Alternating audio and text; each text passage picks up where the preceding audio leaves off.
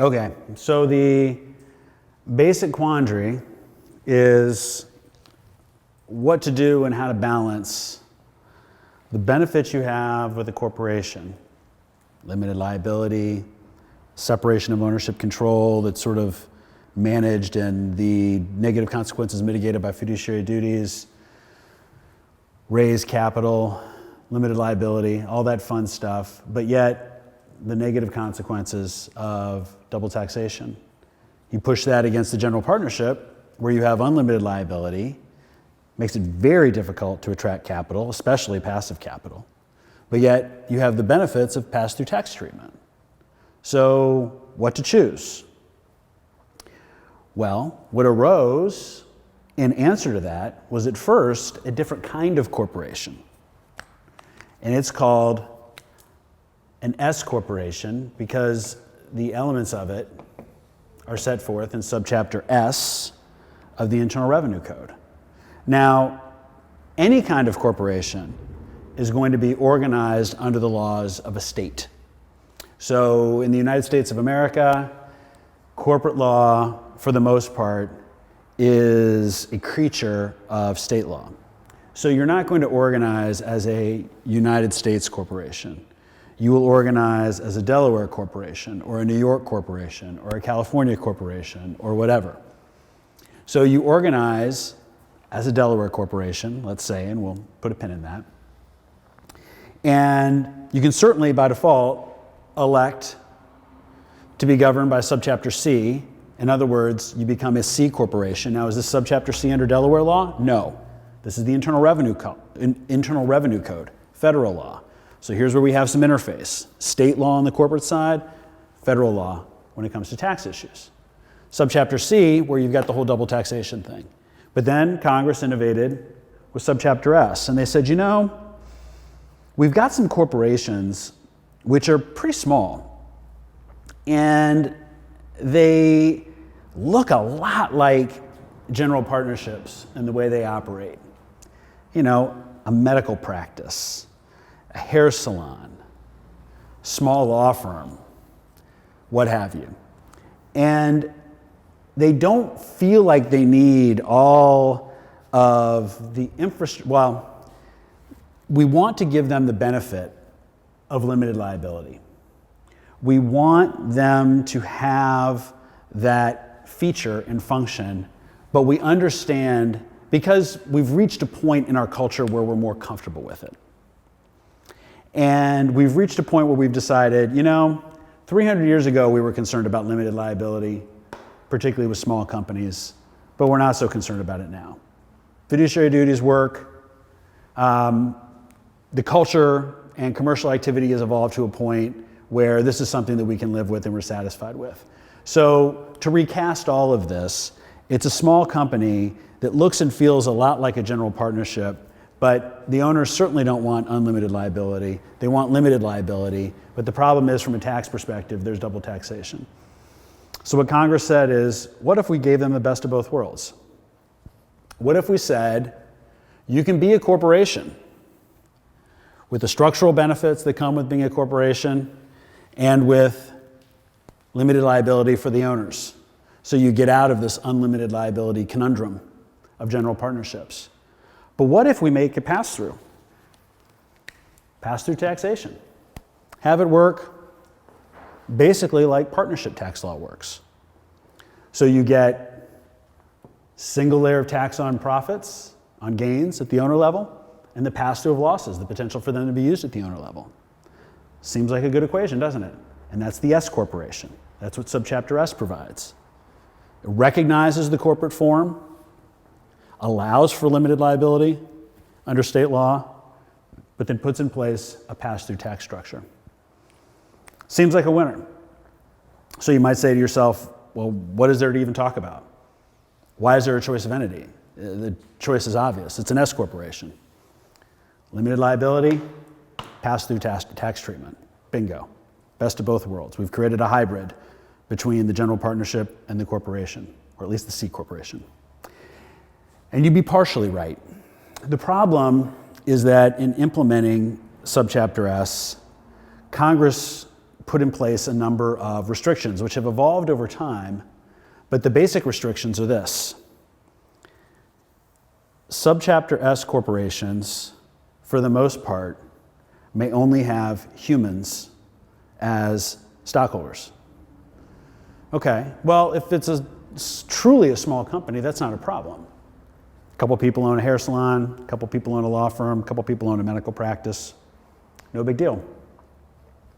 But if it's a company with any kind of size, it doesn't even take much, or scale, particularly if it's an entity that's going to need to raise money from investors to get the wheels turning, some kind of startup company, for instance, investors oftentimes like to invest out of entities. A venture capital fund is an entity.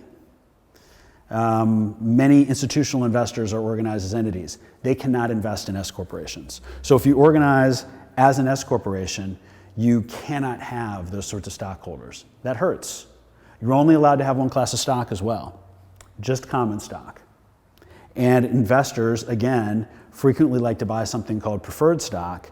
You can't do that with an S corporation. So only humans, only one class of stock, and you can't have more than 100 owners. That's sort of the hard limit where Congress has said that's a small business.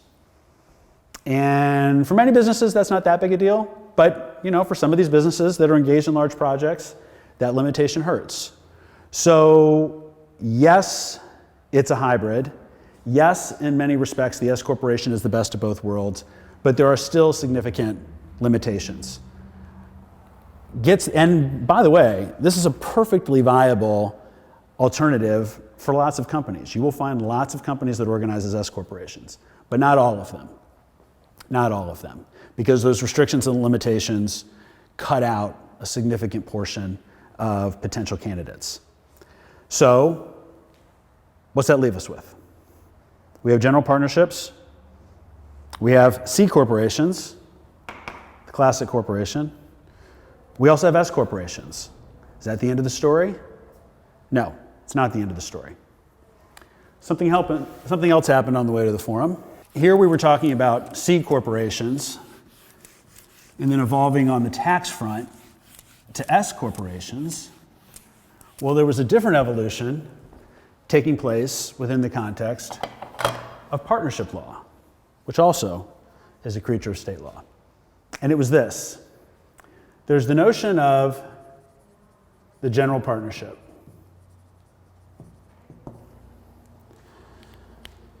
You'll recall in the context of S corporations that I just mentioned that over time, the culture, society, became increasingly comfortable with limited liability. There was a sense that it didn't represent a license to engage recklessly in business conduct. And as a consequence, there was some thinking that perhaps we should loosen up a little bit. One place we saw that appear was on the tax side with S corporations, sort of making it more attractive and feasible for small companies to think about corporations because they could take advantage of a lot of these pass-through tax attributes which were pioneered in partnership tax law. But what about on the corporate side itself, or the organizational side itself? Well, there was a new form of entity introduced called the limited partnership. And you can see structurally that the limited partnership is itself a hybrid that's incredibly explicit. And with a limited partnership, you have the business, and the business is organized inside of the limited partnership entity. And the limited partnership has two classes of owners. It has limited partners, and it has general partners.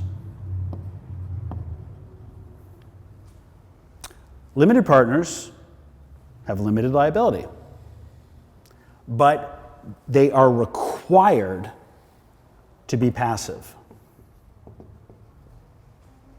General partners can be active. They're encouraged to be active. Problem is, they have unlimited liability. So you can see that the world is getting a little bit more comfortable with the notion of expanding the opportunity for limited liability to the partnership entity form, but really still trying to retain it and maintain it within this passive investor category. The notion is, if you're active in the business, remember what we said from the jump, there was a sense that we want you to have unlimited liability because it will incentivize you to engage responsibly in the conduct of the business. So, limited partnerships were an improvement on general partnerships because at least you could attract capital from passive investors and they would enjoy limited liability so that they were encouraged to invest in these entities, but you still had parties with unlimited liability. Okay, so we have general partnerships, we have limited partnerships. We have corporations, which can be further subdivided into C corporations and S corporations. End of the story? No. Why? Well, here's what started to happen. Remember when I said that S corporations may only have human beings, for the most part, as stockholders? That's not the case with partnerships of any sort, including limited partnerships. So you can be an entity and you can be an investor, you can be an owner of a limited partnership. Well, here's what people started to do. At the general partner level, they wouldn't put a human there who had unlimited liability. Why do that? This person is sitting here with $1 million net worth. Do we really want to put all that at risk? Because these liabilities that take place out here are going to flow through and catch them? No. Here's what we're going to do. We're going to insert right here a corporation. This person is a shareholder of that corporation. This is the firewall, limited liability.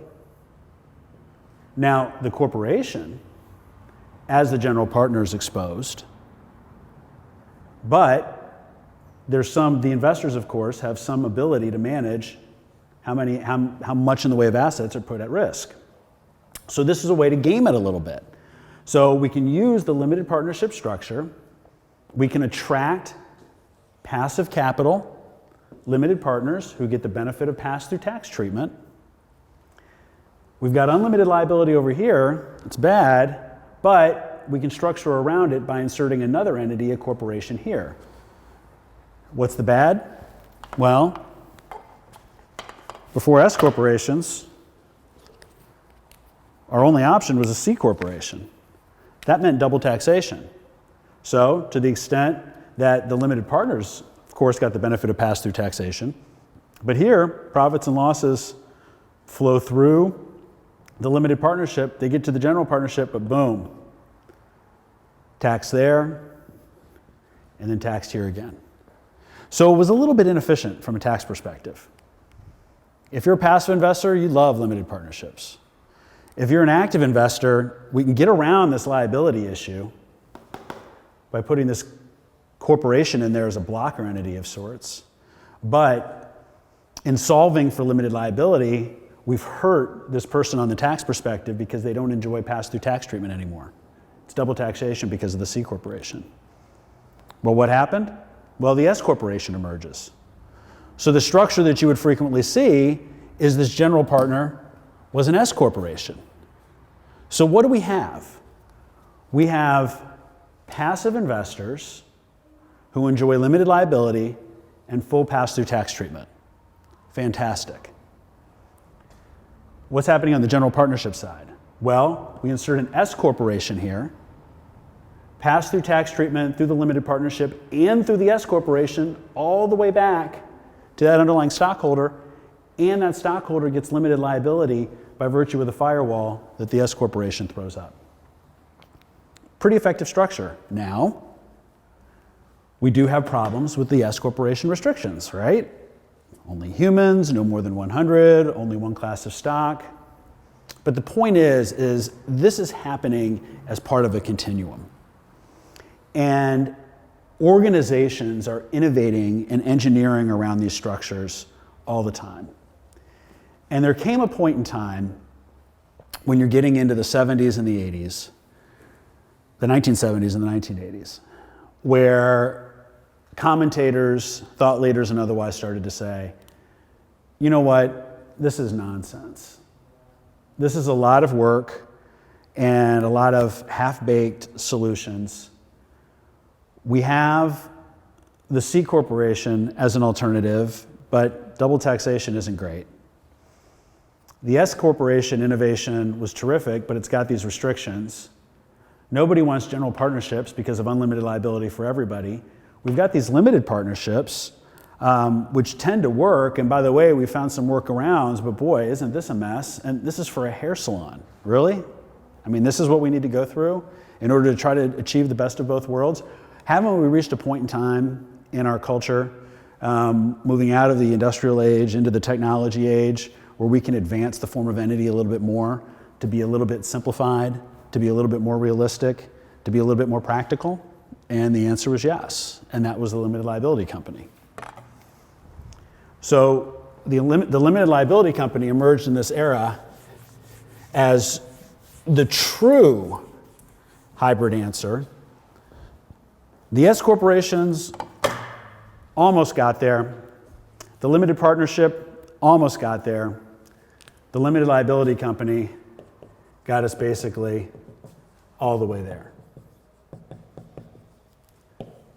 Limited liability company, of course, has the acronym LLC. And a limited liability company works like this. You have your business.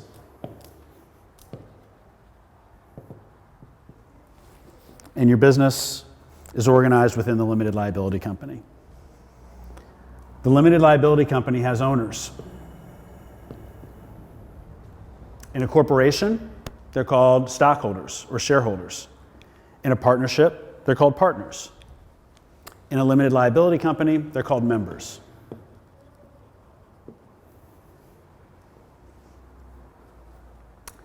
You are able to select one of two ways to organize the governance structure of your limited liability company. You can be member managed, or you can be manager managed. Totally illegible. Member managed, manager managed. What does it mean to be member managed? Well, the name speaks for itself. The members, the owners, manage the business. A member managed LLC functionally is a general partnership. The owners are incented and designated to be actively engaged in the day-to-day conduct of the business. They also get the benefit of pass-through taxation, just like a general partnership. But here's the key difference. In their capacity as members, they enjoy limited liability. So in that respect, if you have a small business, owner-operated, owner-managed, no separation of ownership and control, a business that would have lent itself very nicely to the general partnership form in times past, but for the concern with liability, we've solved for that. Limited liability. What does manager managed mean? Well, this is for a business that might be a little bit more complicated, might be raising passive capital, but the basic idea here is to implement something that feels a little bit more corporation-like. We're going to have a separation of ownership and control. Managers owe some level of fiduciary duties to members, although there's a little bit more flexibility within the LLC about contracting around that or out of it. It's an interesting and dynamic area of the law, but they still exist and float around in some form or fashion. But the basic idea is the members designate managers to run and operate the business, and the members still enjoy limited liability. So with a member managed LLC, it's basically a general partnership with limited liability. With a manager managed LLC, you have a corporation with pass-through tax treatment, and of course, limited liability. So it seems to be the best of all possible worlds. And that was the reason for its origination, and that's the origin story, and that's why it emerged. So the question may be, again, this entire episode is entitled Choice of Entity. Where's the choice? We had a world that was defined by general partnerships on the one hand and by massive corporations on the other. We saw over time they came together in interesting ways. The limited partnership, the S corporation, and now the LLC, which seems to be the peak moment. But yet, these other structures still remain in play. Why? Well, it's interesting. Context does matter, and there are little distinctions and differences that matter. So for instance, why would somebody choose an S corporation over a limited liability company, let's say? If a small group of people, let's say it meets all the S corporation attributes, only have human beings as owners, less than 100 owners, one class of stock, no problem. Yes, you could organize as an LLC and be member managed or manager managed, but you choose to be organized as an S corporation. Why would you ever do that? The S corporation has got a little bit more rigorous structure because it ties back to the corporation, which is a little bit more formalistic, rather than coming from the partnership side, which is a little bit more flexible, which LLCs did. Well, the reason is this. There's a little quirk in the tax code between subchapter S, which governs S corporations, and subchapter K, which governs partnerships. And the general tweak is this. With a partnership, including an LLC, it's taxed as a partnership. Generally speaking, any distribution, cash distribution made by the business to the owners to the active owners is taxable as employment income. And there are different taxes that attach to that. With subchapter S, you're able to bifurcate. You can pay a person a salary, which is subject to those employment taxes, but you can also break off and pay them under a different stream, distributions or dividends, as owners, which are not subject to employment taxes. So there's a tax strategy there that's available for some businesses, for some people who come together to create those businesses where they're better off organizing as a corporation and electing to be taxed as an S corporation rather than being an LLC subject to partnership tax law. So S corporations still exist, and that's one of the reasons that they still exist. Now, what about a C corporation? Why would you ever want to be a C corporation? In fact, it's interesting that when you look at the startup community, and you're looking here at tech companies and biotech companies and life science companies, the sorts of companies and innovations and technologies which are generally perceived as driving the innovation economy, working through the literature and working through the market, you see that the form of entity most often selected is not just a corporation, but a C corporation. Why would you choose a C corporation? Well, we talked a little bit about why you wouldn't choose an S corporation, because you're structured out of it. You can't raise money from institutions, you can't sell preferred stock, and you can't have more than 100 stockholders. So that takes you out of being an S corporation, but why not be an LLC? Wouldn't that make more sense? Pass-through tax treatment? Well, there are a handful of reasons why one would pick a C corporation over an LLC.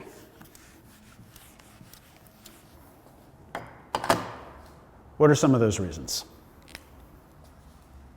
Number one, Section 1202 of the Internal Revenue Code. Section 1202 of the Internal Revenue Code governs something called Qualified Small Business Stock. QSBS is the acronym. The idea under Section 1202, and there's a handful of criteria, some of it's somewhat technical, that needs to be complied with, but if the startup company can comply with it and can meet those criteria, and frankly, in the very early days, the typical startup almost always does, in that case, if you hold the stock for at least 5 years, so you get the stock, maybe as a founder, maybe as an early investor, and you hold it, and then you sell the stock more than 5 years later, perhaps in an M&A transaction, an exit transaction, liquidity event, whatever, you pay no tax on the gain. No capital gains, no tax on the gain. It's there to incentivize the investment, and especially the early investment in startup companies or the founding of startup companies. And it certainly works in that regard, but here's the catch.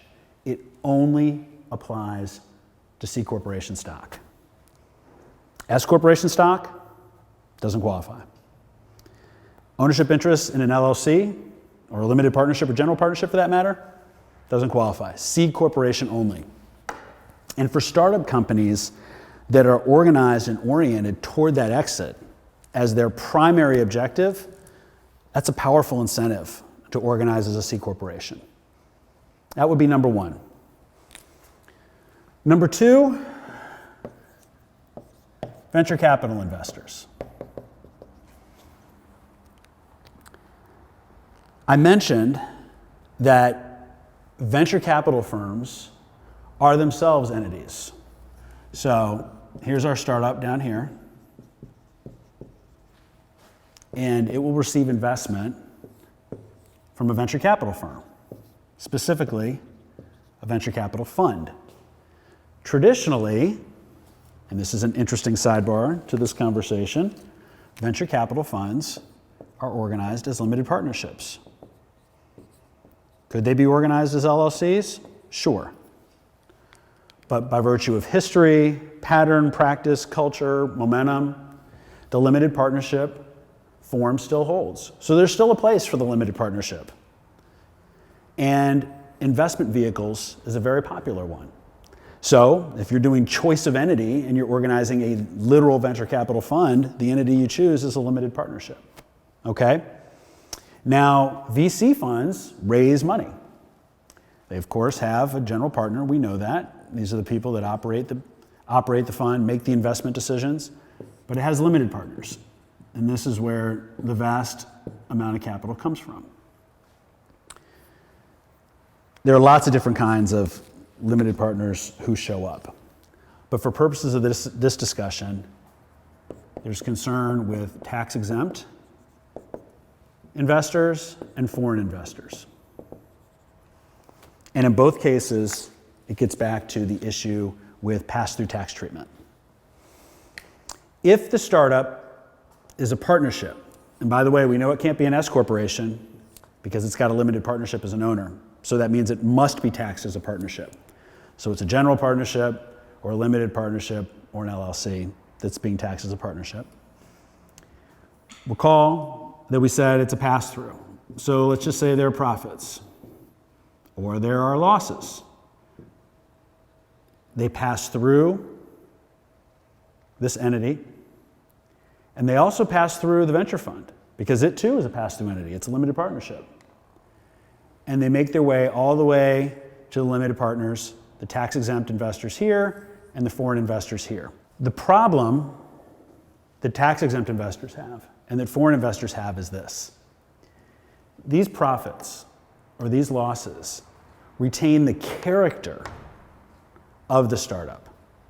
So the type of business that generated the profit, the type of business that generated the loss, it's a problem for foreign investors because now it looks like they have domestic activities. And what can happen is they might otherwise be outside of the US tax regime, but by virtue of being the recipient of this sort of pass-through, these pass-through profits and these pass-through losses, they are pulled into the US tax system. Foreign investors don't like that. For tax-exempt investors, it's a problem too. They're tax-exempt in that they are exempt from paying taxes on income which is related to their business, a retirement fund, pension fund, whatever they are. But if this is a biotech and it retains that character, that's unrelated business taxable income. It even has an acronym, UBTI. Unrelated business taxable income. Generally speaking, they're going to have to pay tax on that. They don't like that. It's complicated, it's a hassle, and some of them just have a philosophical position that they should be tax exempt everywhere. So for tax exempt investors and for foreign investors in venture capital funds, they struggle with these LLC investments. Now, what you could do, and some people do, is remember all of the rigmarole that we went through with limited partnerships where we inserted that corporation in at the level of the general partnership to help protect the active drivers of the company. Well, couldn't you put a corporation in place here? Sure you could. You could absolutely put a corporation, and some people do. These are actually, they will literally be called blocker corps. Now, they have to be C corporations because it's a limited partnership that's the owner, so double taxation. But the issue would be, well, if you organize this as a C corporation anyway, who cares? Whether it's happening here or happening here, you're dealing with a C corporation. And at least, if you allow this to remain a pass-through entity, the other owners get the benefit of the pass-through tax treatment. And yeah, you don't because of this C Corp blocker corporation, but you weren't going to get it anyway. Well, that logic sounds sound, but there's complexity here. There's overhead and administrative burden associated with this, and investors just don't like it. They'll do it under circumstances where they're compelled to do it, and it's just a very hot transaction and they really want into the deal. But what they would really prefer to see is this underlying entity just be a C corporation and just make the issue go away. So we have Section 1202, and we have VC investors. What else do we have? We have stock options. One of the ways that startup companies recruit and retain employees, contractors, consultants, is to give them a way to get ownership in the company. And a tax-efficient way to do that is through stock options. Now, any sort of entity may award something called non-qualified stock options. But under the Internal Revenue Code, specifically Section 422, there's a specific type of option called an incentive stock option, which has some tax preferences, some tax benefits, some tax advantages over non-qualified stock options. Now, there are restrictions and limitations. One big one is they can only be awarded to employees, W-2 employees. So contractors and consultants don't qualify. But assuming that at some point you're going to be building your company through W-2 employees, you can grant these incentive stock options, these ISOs. But here's the thing. They can only be done by corporations. Now, S corporations qualify. S corporations may award incentive stock options. And of course, C corporations can. But LLCs cannot. So stock options, simply put, are not on the table in this context. So if you're looking at this C corporation mechanic, we have Section 1202, we have VC investors, we have stock options, and then finally, M&A exit transactions, and here specifically Section 368 of the Internal Revenue Code. Section 368 of the Internal Revenue Code provides that if you structure your M&A transaction in specific ways, and at a high level, it generally requires the right ratio between cash and stock from the buyer entity. So Facebook buys me and they pay me $1 million in cash and $1 million in Facebook stock for my company. We'd look at 368 and see if it applies. If 368 applies, then I pay tax on that cash, or maybe not, if I'm in 1202. But I don't have to pay tax on that stock yet. I get to hold that stock that I got from Facebook and continue to roll it. And I don't have to pay tax until I actually end up selling that Facebook stock. So you can continue to push it out. Now they're called tax-free reorganizations. It's a little bit of a misnomer. It really should be called tax-deferred reorganizations. At some point, the piper plays. But as a general rule from a tax planning perspective, if you can't get out of paying tax, the second best thing is to defer the payment of the tax. This is available for corporations. It's not available for LLCs. So when you start to look at this from the perspective of startup companies, Section 1202, venture capital investors, stock options, M&A events, and you start to say, the C corporation really does seem to work pretty well. And that's what drives so many startups towards the C corporation form. Now, where does that leave LLCs? Final point. Over time, on the tax side, we reached a point where the mechanic now with an LLC is something called check the box. And LLCs are able to choose how they want to be treated for tax purposes. You can check the box to be taxed as a partnership. You can check the box to be taxed as an S corporation. You can check the box to be taxed as a C corporation.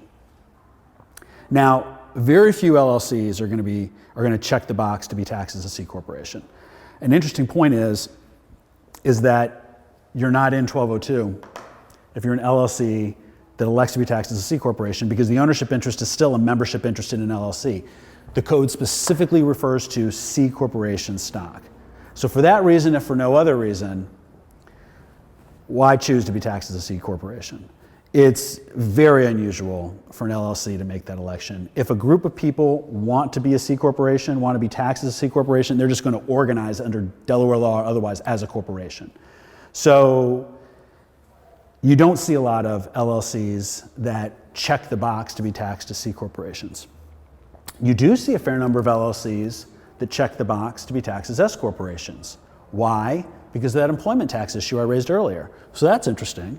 You're a small group of people, and you want to figure out a way to shelter some of these distributions from employment taxes. You can literally organize as an S corporation, which means what? You become a corporation under a state law, and then you elect S treatment. Or you can organize as an LLC, set yourself up as an LLC, and just elect to be taxed as an S corporation. That works too. That being said, what you will find is, for the most part, if you choose to be an LLC, you're electing to be taxed as a partnership with, under subchapter K, and you're going to look like a limited partnership or look like a general partnership in that regard. So, notwithstanding this extra gloss, which provides the due to check the box, you can elect to be taxed as a C corporation or elect to be taxed as an S corporation. When you boil it down, here's what you're generally going to see. And these are your basic choices. You're going to see a corporation as an alternative. And then under tax law, you can be a C corporation or you can be an S corporation. You can certainly always be a general partnership if you want to. But why do that? Unlimited liability. But that's going to be partnership tax. You can be a limited partnership. If you're a venture fund, that's what you're going to be. Pass-through tax treatment under subchapter K, partnership tax treatment. Or you can be a limited liability company. And you can choose C or S if you want, but chances are, if you've made the choice to be a limited liability company, you're going to pick subchapter K and be taxed as a partnership. And of course, within this, embedded within the limited liability company choice, you can choose to be member managed, or you can choose to be manager managed. Now, let's talk a little bit more about what it means to make these sorts of decisions and what's involved. We know with the general partnership, it just arises by virtue of conduct. That's not the case with the other organizational forms. If you want to be a corporation, you have to file a piece of paper with the Secretary of State's office in the state of organization. Same with the limited partnership, same with the limited liability company. You need to make a filing. And there's a little bit of money associated with that, but not much. Then beyond that, how do you sort of lay out the rules of the road? How do we know who gets what and who gets to do what? Well, with a general partnership or with a limited partnership, you're going to design a partnership agreement. And it's going to lay out who gets to do what and where and why.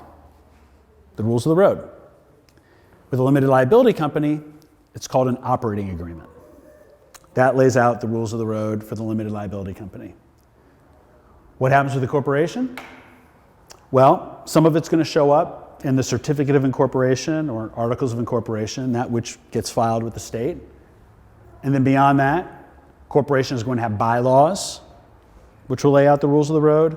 And then there may be other side agreements, stockholders agreement, buy-sell agreement, other sorts of agreements among the parties that, again, lay out how the organization works. Now, there's a general sense that corporations are more formalistic in their requirements than, say, a limited liability company. Sometimes you'll see these checklists, and one of the marks against a corporation is formalities, and that LLCs are more flexible. Well, you could make that argument, but recall, and let's get back to the general theme of this conversation, is part of the innovation that's taken place in the world of entity law is the liberality and the liberalization of corporate law. The actual kind of bare bones corporate formalities, not that great, pretty limited. And in fact, you could make the argument that the work involved in designing an operating agreement to fit the particular situation that you find yourself in is a heavier lift than just applying the basic default rules under corporate law, which apply to corporations. So from that perspective, I'd call it at best a push. And frankly, my personal opinion is that actually the formalities are heavier, practically speaking, for limited liability companies than they are for corporations. So at the end of the day, this is where we've reached, and it's a menu. And some people are frustrated by this. And they look at it and say, can we just have one? Why are we making it so hard? Why do we have this process with the pros and the cons and the pluses and the minuses? And don't we end up in a place where we have just paralysis by analysis? I'm absolutely sympathetic with that. But as I hope we've demonstrated, there are actually a time and a place for these different sorts of entities, these different sorts of tax elections. And one of the nice things is you can pick and choose based on context.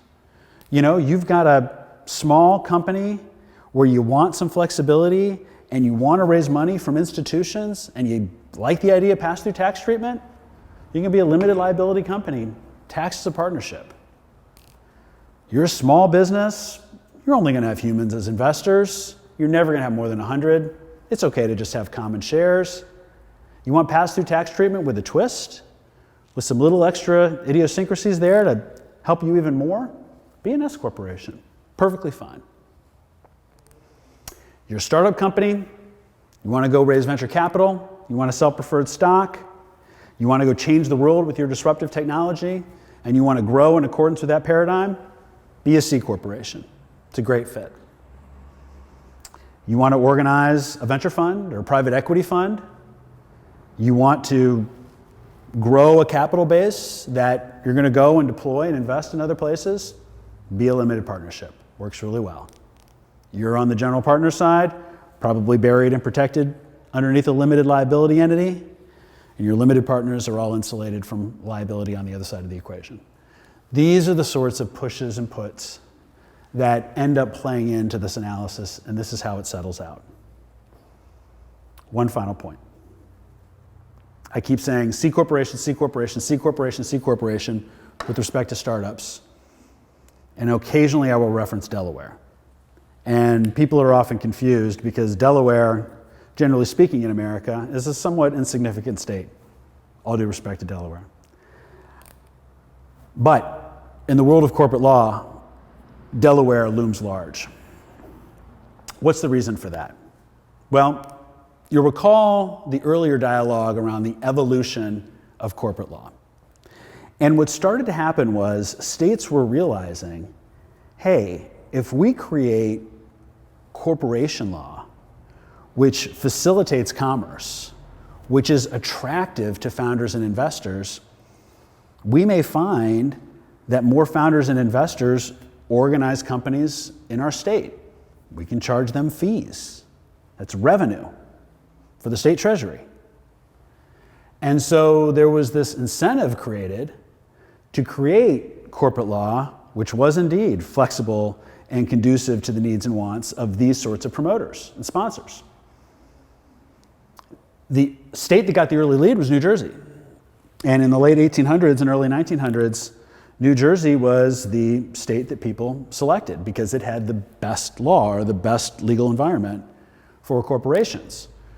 Well, Woodrow Wilson, bless his heart, when he became governor, cut back on that, introduced some reforms because he thought it was maybe too liberal, maybe it was too loosey-goosey. Remember, we've always had this concern about how much flexibility are we going to allow with these corporations because of that, the limited liability enjoyed by the stockholders. Delaware sensed an opportunity, Delaware filled the void, Delaware hasn't let it go. Delaware has created an entire ecosystem around corporations. And as a consequence, most companies that you'll see traded on the S&P 500 organized in Delaware. Most startup companies, tech, biotech, life sciences, Internet of Things, you pick it, organized in Delaware.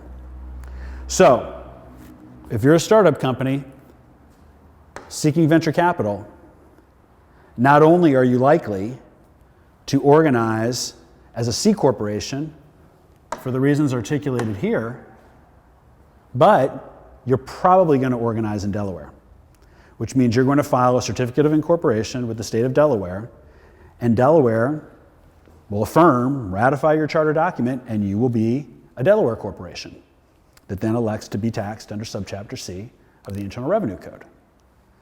Now, what does that mean if you don't live in Delaware?